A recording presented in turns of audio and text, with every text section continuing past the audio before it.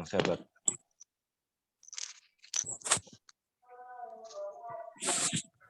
Baik, assalamualaikum warahmatullahi wabarakatuh. Hamidan wa Waalaikumsalam warahmatullahi wabarakatuh. Alhamdulillah rabbil alamin. Teman-teman sekalian, kita bisa ketemu untuk yang pertama kali mungkin ya. Kecuali yang sudah ikut acaranya literasi digital nasional. Jadi kalau untuk perkuliahan mungkin pertama kali saya ketemu dengan teman-teman PGMI ini.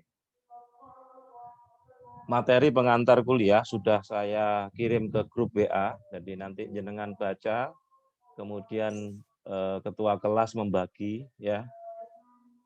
Satu pokok bahasan itu bisa satu mahasiswa atau bisa dua mahasiswa.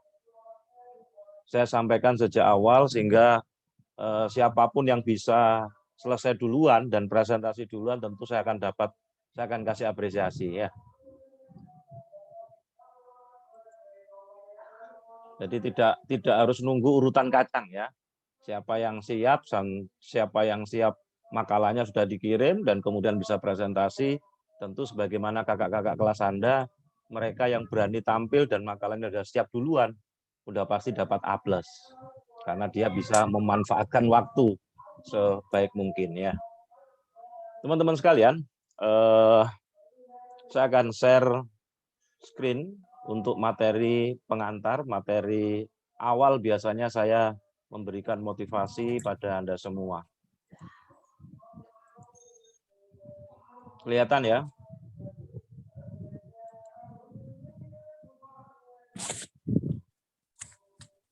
Share screen saya sudah kelihatan? Kelihatan, Bapak. Oke.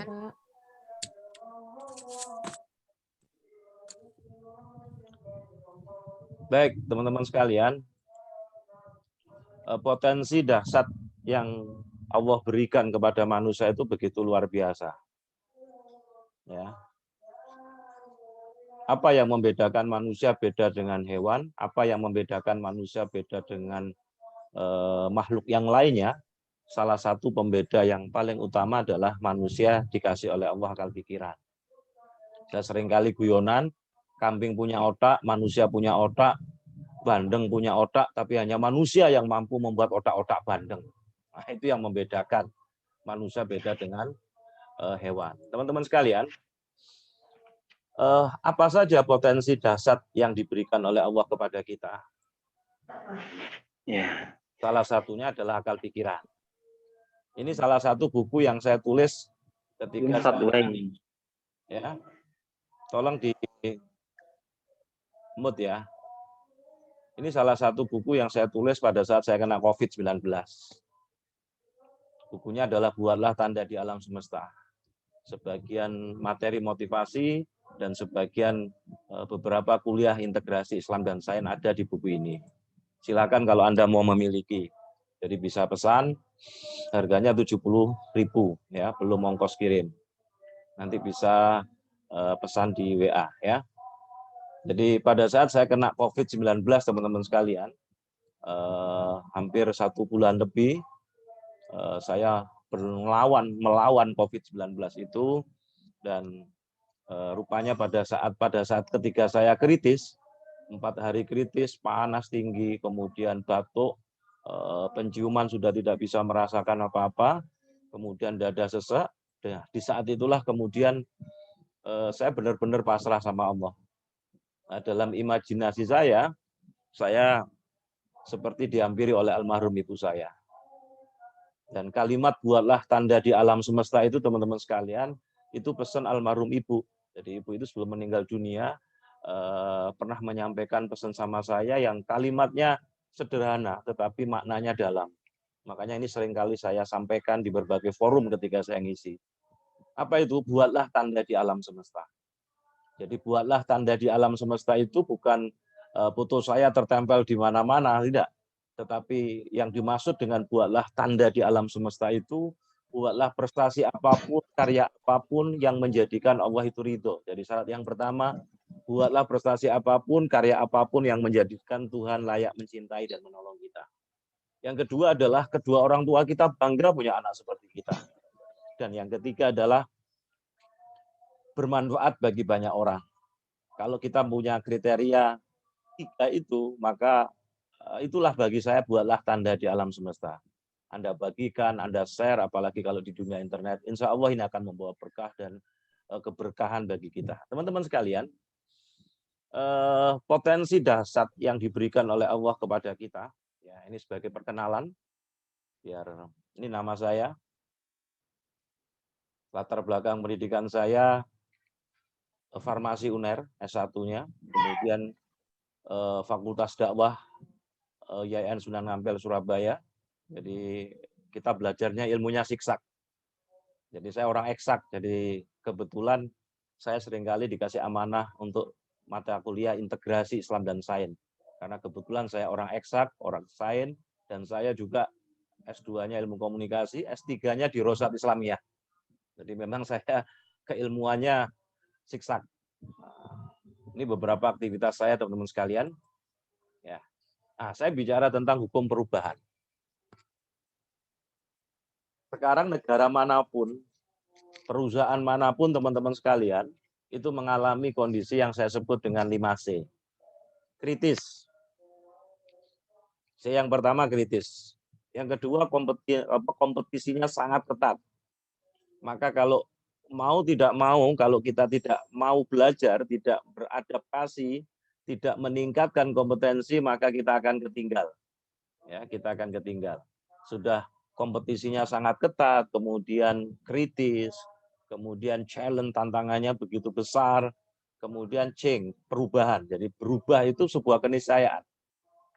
Kalau kita tidak melakukan perubahan dan kalau kemudian kita tidak mengupgrade diri kita, jadi kalau bahasa saya adalah mengupgrade diri kita, kalau kita tidak mau meningkatkan kompetensi kita, maka itu seperti kalau dulu di desa kita nampeni gabah ya dengan tampah yang begitu besar, kalau gabah itu tidak terisi, ya gabah itu tidak ada isinya, maka dia akan ke pinggir. Nah, kalau ke pinggir maka gampang aja dibuang.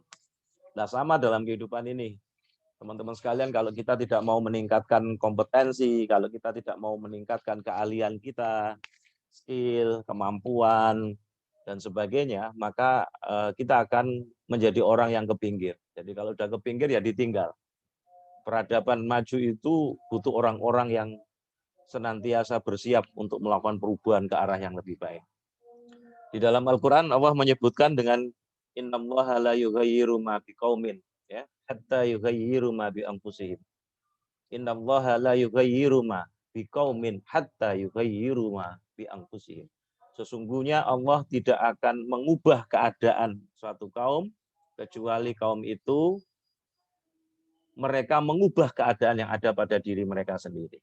Nah, sekarang saya akan bicara apa yang ada pada diri kita itu, anfusahum itu. Ya, diri itu tidak kelihatan.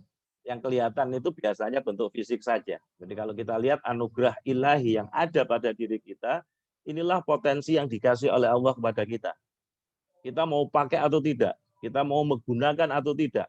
Tapi nanti kita akan ditanya, kita akan dimintai pertanggungjawaban oleh Allah. Jadi kalau kemudian ditanya, apakah manusia memiliki potensi sukses? Iya, potensi untuk sukses itu sudah dikasih oleh Allah. Jadi Allah sudah kasih modal yang luar biasa. Tinggal kita mau pakai atau tidak. Yang pertama, kita dikasih oleh Allah akal pikiran. Dengan akal pikiran itu manusia bisa memiliki pola sikap. Manusia bisa berpikir.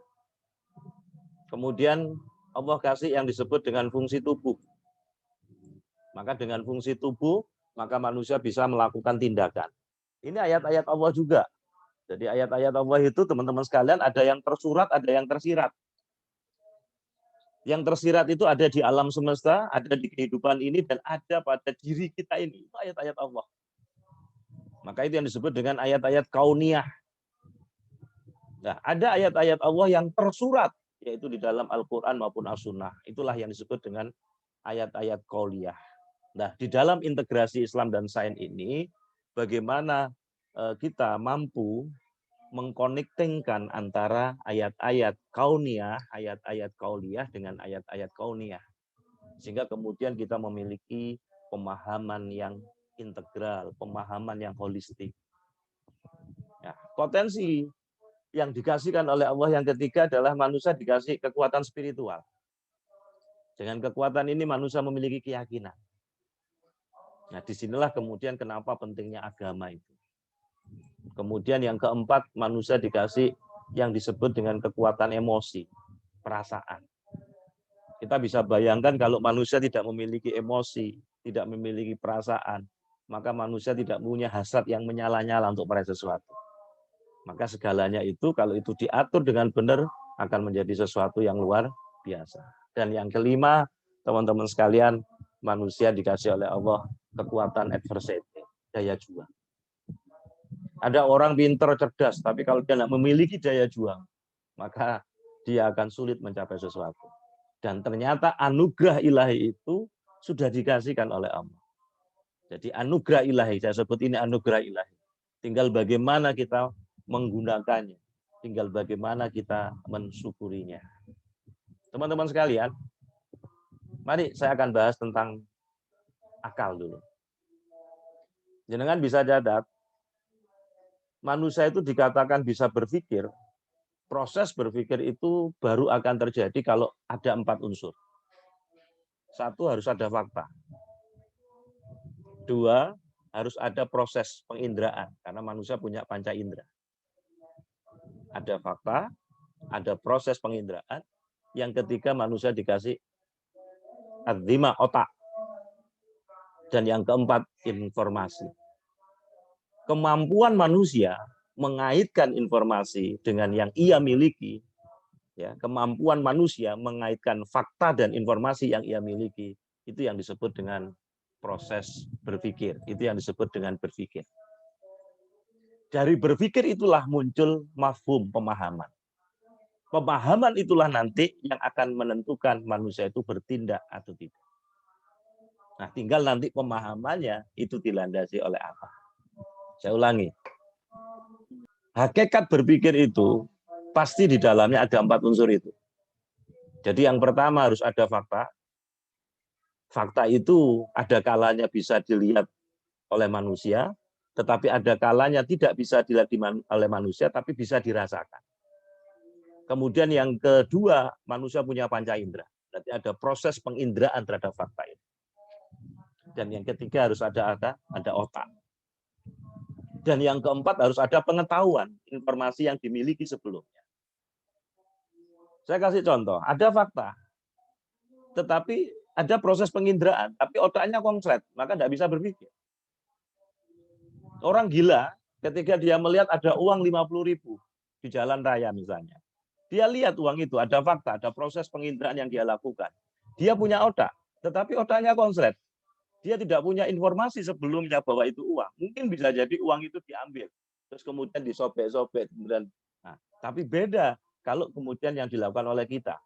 Begitu ada fakta uang 50.000, ada proses penginderaan, kemudian ada otak, ada informasi bahwa itu uang 50.000, maka kita paham bahwa uang 5.000, maka kita akan melakukan sebuah tindakan. Nah, sebelum melakukan tindakan itulah kemudian akan berjalan yang disebut dengan pemahaman. Ketika pemahaman dia tadi dilandasi oleh pemahaman Islam, oh, iki duwe sapa? Iki aku nemu, berarti cak umum kan gitu. Tapi kalau landasan ada kesuwen ono dilwang rezeki gitu, sikat gitu kan. Nah, maka ketika manusia berbuat itu harusnya tidak langsung begitu ada rangsangan, tidak langsung action, tetapi harus melalui proses berpikir. Maka dari sini kita bisa pahami, ketika kita menggali sebuah ilmu, ketika kemudian kita belajar ilmu apapun, maka manusia pasti menggunakan proses berpikir ini. Jadi sebenarnya untuk jadi pintar, untuk jadi cerdas, potensinya sudah dikasih oleh Allah. Tinggal manusia mau pakai apa tidak. Jadi proses berpikir itu benar-benar akan jalan kalau ada 4 unsur ini. Saya ulangi, ada fakta, ada panca indera, ada proses penginderaan, ada otak, dan ada informasi, ada pengetahuan yang ia miliki sebelumnya.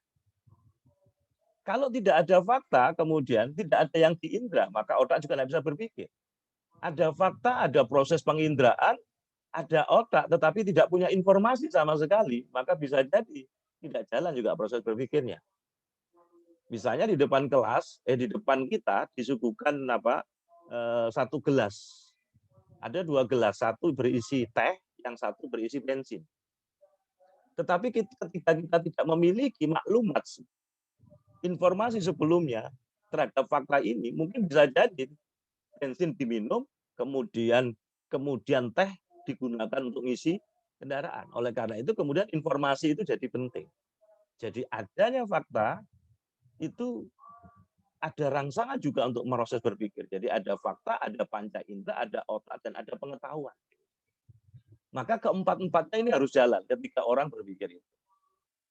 Maka kenapa manusia itu bisa menyerap ilmu? Karena manusia memiliki kemampuan berpikir ini. Nah, kemampuan manusia mengaitkan informasi yang ia miliki dengan fakta, itu yang disebut dengan berpikir. Dari berpikir itu nanti, ketika itu dilandasi oleh akidah atau agama tertentu, maka akan muncul pemahaman. Dan pemahaman itulah yang nanti akan menentukan perbuatan kita bernilai ibadah atau tidak. Nah, oleh karena itu, inilah yang kemudian diganggu oleh setan. Saya seringkali mengatakan, iblis itu tahu kekuatan utama manusia adalah letaknya di antara dua telinga. Maka dia seringkali mengganggu kita melalui dua telinga. Apa kekuatan utama manusia yang letaknya di antara dua telinga, teman-teman sekalian? Ya, otak, pikiran, betul. Sering apa enggak ketika kita mau melakukan sesuatu terjadi pertarungan antara pikiran positif dan pikiran negatif? Hari ini ada kuliah, hari Ahad saja, ini terjadi pertarungan. Hari ini saja, ketika Anda ada di Zoom meeting saja, ini terjadi pertarungan. Oleh karena itu, benar Rasul kan seringkali mengingatkan itu. Rasul dalam sebuah hadisnya itu, kalau saya terjemahkan bebas gini, jika terngiang-ngiang di dalam pikiran kalian, sesuatu yang mendorong-dorong untuk melakukan keburukan dan menunda kebaikan, maka itu adalah bisikan setan.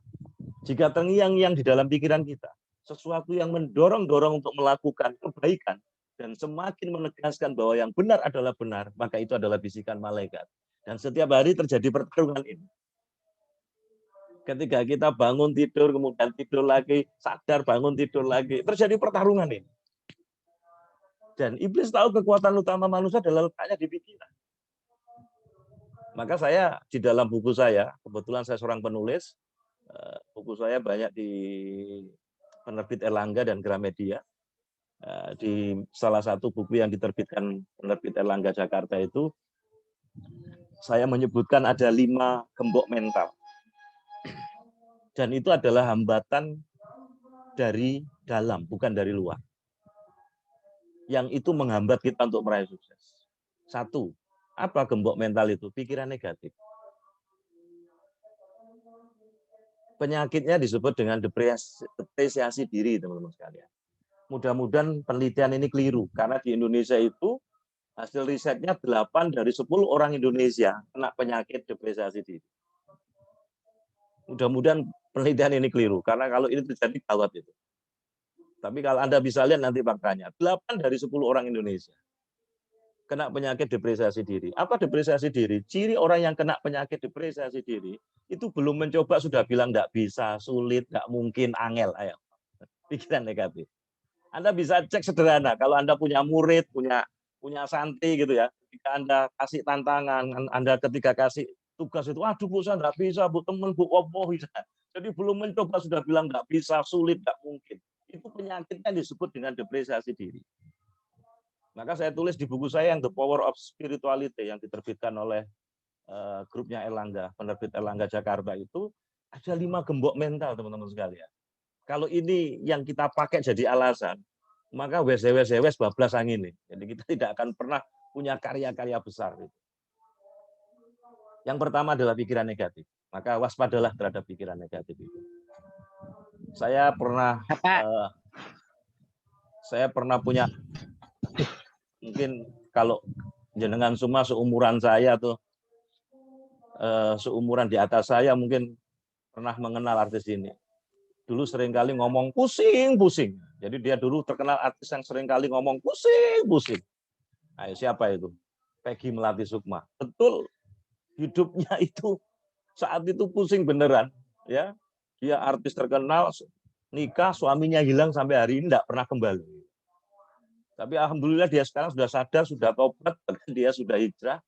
Nah, sekarang dia mewakafkan dirinya untuk kepentingan kemanusiaan, sosial, dan sebagainya. Maka hati-hati teman-teman sekalian dari pikiran ini.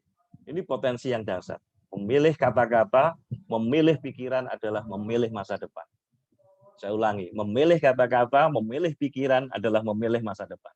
Jadi kata-kata yang sering kita ulang, apalagi masuk dalam pikiran bawah sadar, itu bahaya, karena akan jadi doa. Maka hati-hati dalam memilih kata-kata dan pikiran. Memilih kata-kata dan memilih pikiran adalah memilih masa depan. Nah, ini potensi kekuatan manusia yang luar biasa. Tapi kalau tidak kita kelola dengan baik, hati-hati. Nah, setan akan ganggu kita di sini. Belum mencoba sudah bilang tidak bisa, sulit, tidak mungkin, angel. Nanti Anda cek itu. Tapi saya berharap riset ini keliru. 8 dari 10 orang Indonesia. Ini fatal lalu kayak gitu. Coba kamu yang jadi MC-nya ya, kamu yang buka acaranya ya, kamu yang jadi moderator. Aduh Pak, saya nggak bisa ngomong, Pak Temen, Pak Wowo ya. Belum mencoba. Cara dia beralasan itu cukup untuk membuka acara. Ya, ada seorang guru, mungkin seorang kepala sekolah ya, atau Anda nanti bisa cek Anda murid-murid Anda. Kalau itu sudah menggejala, maka Anda harus ingatkan. Anda harus bangun lagi karakternya, karena ini bahaya. Ya, ada 5 hal yang saya sebut dengan gembok mental. 1, pikiran negatif. Yang kedua, hati-hati dengan kata-kata tapi. Coba, setelah kata tapi mesti alasan apa enggak? Hati-hati dengan kata-kata tapi. Saya sih ingin berubah, Pak, tapi. Nah, setelah kata tapi mesti dalih. Dan dalih yang seringkali ditumpangi oleh bisikan setan. Dan itu kalau kita pakai, maka itu akan menghambat diri kita. Yaitu dalih usia. Yang masih muda biasanya apa alasannya? Saya kan masih muda, Pak. Ngapain berpikir masa depan dan macam-macam. Yang tua alasannya apa biasanya? Aku wis tua ya, Pak. Saya bantu dengan doa saja, Pak. Al-Fatihah. Gitu. Teman-teman sekalian, kalau dalih usia ini dipakai, ya, kalau dalih usia ini dipakai, maka tidak akan ada ya, bocah Indonesia yang saat itu usianya baru 6 tahun. Tetapi dia sudah mencatatkan rekor muri penulis termuda di Indonesia. Pakai alasan usia apa enggak? Namanya Gevira Nur Fatimah. Saya kalah. Saya nulis buku pada usia 30 tahun, teman-teman sekalian. Dan sampai hari ini belum 100 judul buku. Ya, baik yang diterbitkan oleh Gramedia Pustaka, Rosda Karya, kemudian Erlangga, nah, beberapa buku yang saya tadi kena pandemi Covid diterbitkan oleh penerbitannya Pak Suko, ya, dosen pasca kita, direktur pasca kita dulu. Kalau dalih usia ini dipakai, maka kita tidak akan pernah punya seorang bocah lah perempuan namanya Gevira Nur Fatimah. Usianya saat itu baru 6 tahun, tetapi dia sudah mencatatkan rekor muri penulis termuda di Indonesia. Pertanyaan saya, pakai alasan usia? Pakai alasan tapi? Putrinya Kiai Haji Abdullah Gimnastiar. Agim. Oh ya Pak, anaknya Agim loh, repot. Orang kita alasan saja. Apa kalau di Bandung AA, di sini EE? Kan juga tidak. Kalau dalih usia ini dipakai, kalau teman-teman ke kota-kota besar, termasuk di Kediri atau kemudian di Surabaya, ada apa enggak KFC itu? Kalau teman-teman masuk KFC itu kan ada gambar orang tua itu. Namanya Kolonel Sanders. Dia mengawali bisnisnya pada usia pensiun. Pakai alasan usia. Dia punya hobi masak, resep masakannya itu ditawarkan dari satu restoran ke restoran yang lainnya. Ditolak, berapa kali ditolak? 1008 kali. Makanya dulu ketika saya di pabrik, saya posisi direktur SDM, saya bilang sama anak buah saya, kalau kamu ditolak, maka kamu coret, masih 1007. Jadi jangan pernah menyerah. Kebetulan saya punya banyak marketing dulu di pabrik. Kalau kamu ditolak, semakin sering ditolak, maka semakin dekat pada yang terima. Jadi Kolonel Sanders itu ditolak 1008 kali. Baru 1009 ada orang yang menerima resep ayamnya tadi itu. Yang kemudian dia bikin franchise dan akhirnya bisa berkembang sampai 7.500 outlet di berbagai negara di dunia. Pertanyaannya, pakai alasan usia? Maka kalau dalih usia dipakai, maka tidak ada yang namanya KFC. Mungkin yang ada adalah Mahmudi Fried Chicken. Nah, Mas Mahmudi yang punya semangat ya, atau Sri Astuti Fried Chicken gitu kan. Pertanyaan saya, apakah dia menyerah? Tidak. Saya dulu pernah punya teman kuliah S3, itu seorang kiai Bamba, usianya sudah 65 tahun. Semangatnya luar biasa. Anda bisa bayangkan, 65 tahun itu ngambil doktor di Rosat Islamiyah di UIN, di Yayasan Sunan Ampel. Itu kalau ujian kualifikasi doktor kan kita harus bawa buku 350, kemudian bawa laptop, dan kita ngerjakan di situ untuk kualifikasi dokternya. Sebelum nanti ngerjakan proposal, disertasi, ujian tertutup, terbuka. Itu kalau, nah sekarang ini enak kan, banyak ketua partai itu dapat honoris causa ya. Bahkan sekarang di dunia ada profesor honoris causa. Hanya ada di Indonesia ini ya. Ya. Guyonan saya profesor humoris causa. Padahal kalau kita kuliah, wah soro bener itu. Nah, tadi saya cerita, sang kiai tadi itu usianya 65 tahun. Jadi dia bawa laptop, nggak bisa ngerjakan laptopnya. Itu gimana nggak bengok itu. Tapi semangatnya luar biasa. Ini temannya Profesor Ridwan Nasir. Saya bilang sama Pak Yai, jenengan ngomong aja sama Prof. Ridwan Nasir gitu. Jadi kalau laptopnya hang, jenengan pinjam saja, kan kebetulan temennya. Nah, pertanyaannya teman-teman sekalian, apakah pakai alasan usia? Ya, ini baru bahas saya tentang pikiran. Maka sebenarnya setiap manusia punya potensi untuk cerdas, setiap manusia punya potensi untuk pintar. Tinggal dipakai apa enggak akal pikirannya. Karena kalau untuk jadi pintar itu sebenarnya hanya 4 saja kan proses berpikir itu. Ada fakta, ada indera, udah dikasih oleh panca indera, ada otak, ada pengetahuan. Tinggal kita nambah pengetahuan apa enggak. Kan gitu. Oke, lanjut ya. Ngantuk ya teman-teman? Enggak ya? Kalau ngantuk ya sudah, kita akhiri aja ya. Ada 5 hal yang seringkali menghambat kita untuk meraih sukses. Apa tadi? 1, berpikir negatif. 2, pakai alasan apa? Usia. Ya, 3, pakai alasan kesehatan. Aduh Pak, saya kalau duduk lama-lama ambeien.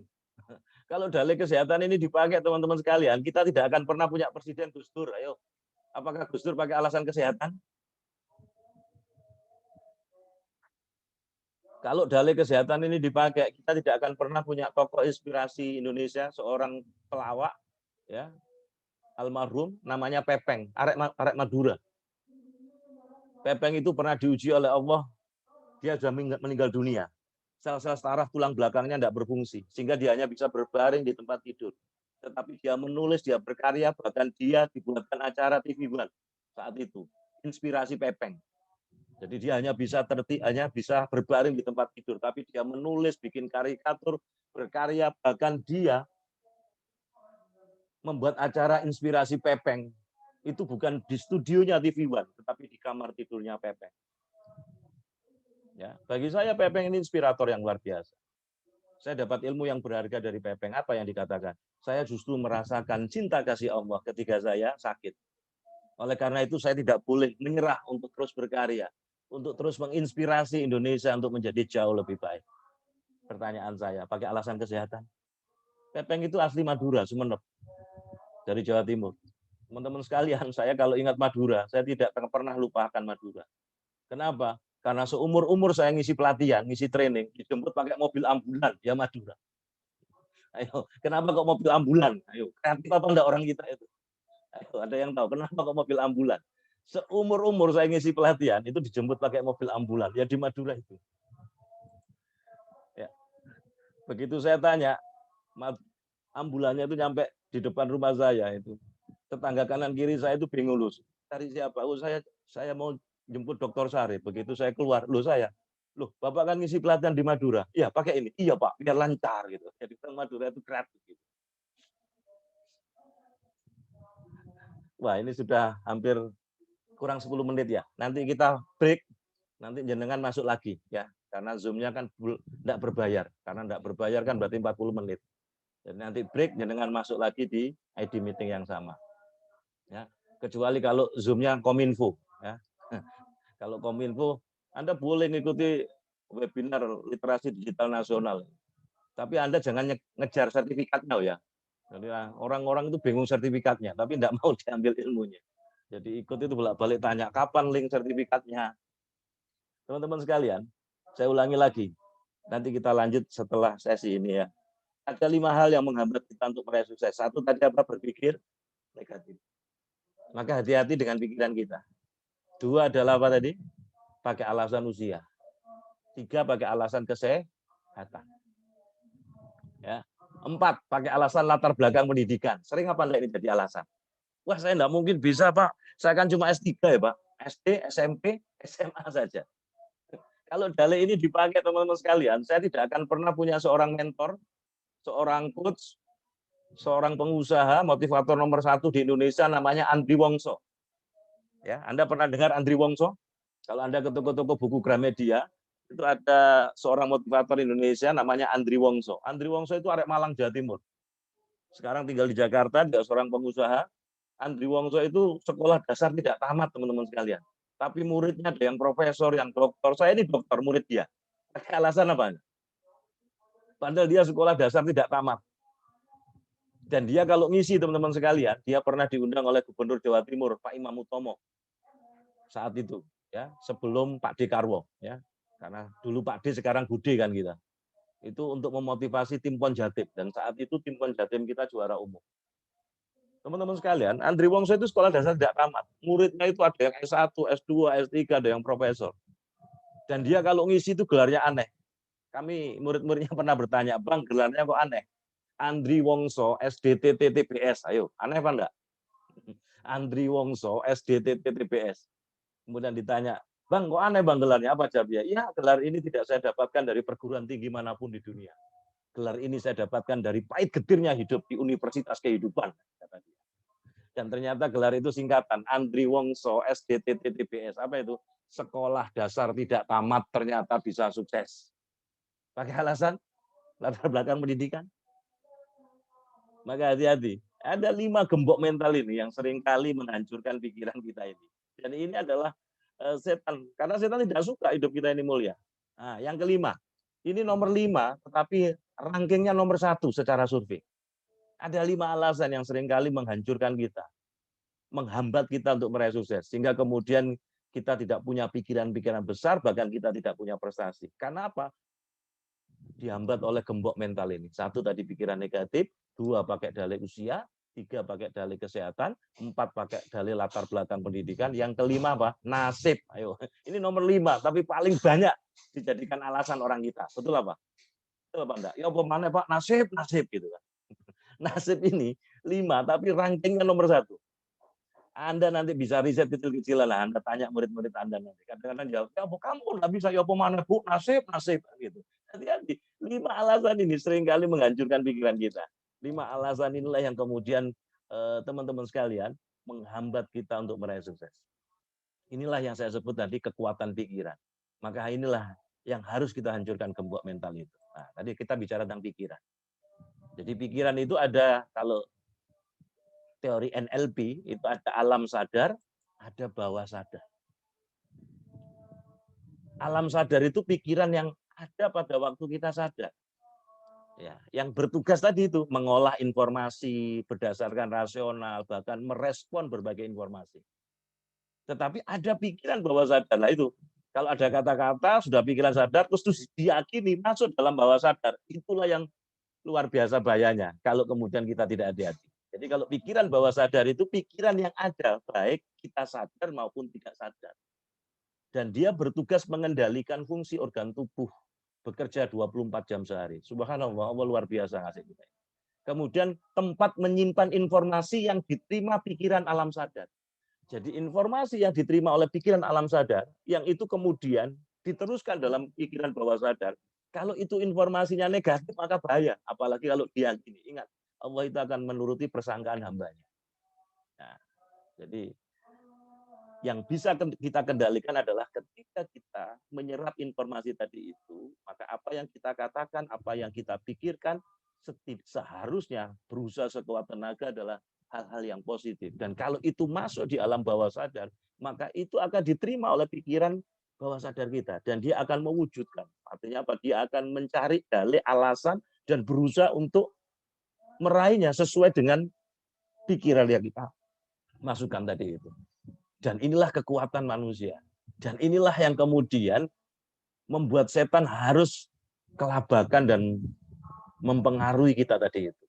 Maka kalau saya bahasakan dalam buku saya tadi itu adalah gembok mental. Maka kita harus menghancurkan gembok mental tadi itu. Waspadalah. Ya, kata siapa? Kata Bang Nabi. Kakek nonton RCTI ini. Waspadalah. Ada 5 hal yang menghambat kita. 1, berpikir negatif. 2, pakai alasan apa? Usia. 3, pakai alasan kesehatan. 4 pakai alasan latar belakang pendidikan, dan yang kelima pakai dalih nasih. Baik, break dulu ya. Sudah 40 menit. Nanti masuk lagi di ID meeting yang sama. Kurang dan lebihnya saya mohon maaf. Wassalamualaikum warahmatullahi wabarakatuh. Kita sambung di sesi berikutnya. Waalaikumsalam warahmatullahi Masuk lagi di ID meeting yang sama. Kalau ada pertanyaan, saya live dulu ya.